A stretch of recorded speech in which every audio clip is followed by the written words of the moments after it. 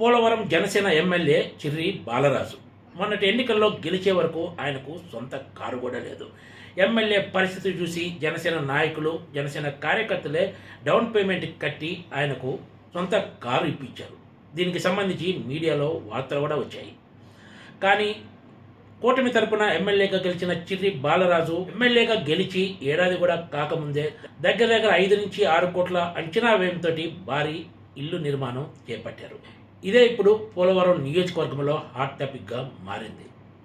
చిర్రి బాలరాజు తన నియోజకవర్గంలోని జీలిగుమిల్లి మండలంలో బర్రెంకలపాడు గ్రామంలో ఈ భారీ భవంతిని నిర్మిస్తున్నారు. దీనికి సంబంధించిన ఫోటోలు కూడా తాజాగా వెలుగులోకి వచ్చాయి. ఇంటి నిర్మాణం కూడా ఇప్పుడు తుది దశకు చేరుకున్నట్లు ఫోటోలు చూస్తే స్పష్టంగా కనిపిస్తోంది.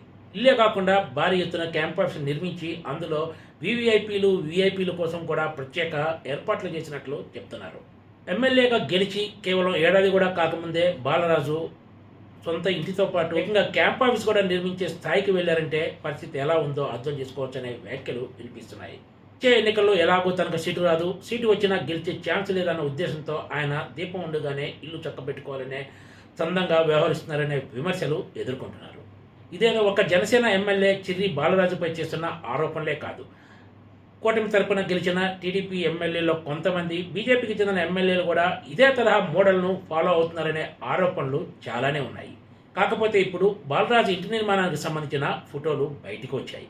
కూటమి పార్టీల అధినాయకత్వం ఎవరి పనిలో వాళ్ళు ఉంటే ఆయా పార్టీలకు చెందిన ఎమ్మెల్యేలు కొంతమంది తమ పనిలో తాము బిజీగా ఉన్నారని చెప్తున్నారు. విలువలతో కూడిన రాజకీయం చేస్తామంటూ జనసేన అధినేత, ఆంధ్రప్రదేశ్ ఉప ముఖ్యమంత్రి పవన్ కళ్యాణ్ దగ్గర నుంచి ఆ పార్టీ నాయకులు పదే ఇదే మాట చెప్తారు. మాటలు చెప్పడంలో జనసేన అధినేత పవన్ కళ్యాణ్, టీడీపీ అధినేత ముఖ్యమంత్రి చంద్రబాబు నాయుడుకు ఏమాత్రం తీసిపోవడం లేదనే వ్యాఖ్యలు రాజకీయ వర్గాల్లో ఉన్నాయి.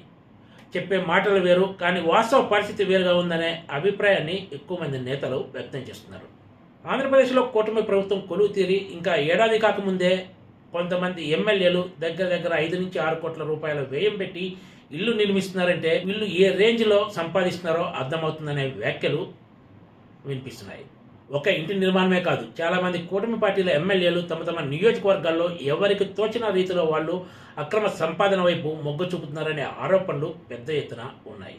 ఆయా పార్టీల అధిష్టానాలు వీటిని ఏమాత్రం కంట్రోల్ చేసే పరిస్థితిలో లేరనే చర్చ కూడా సాగుతుంది. Please subscribe TGTV.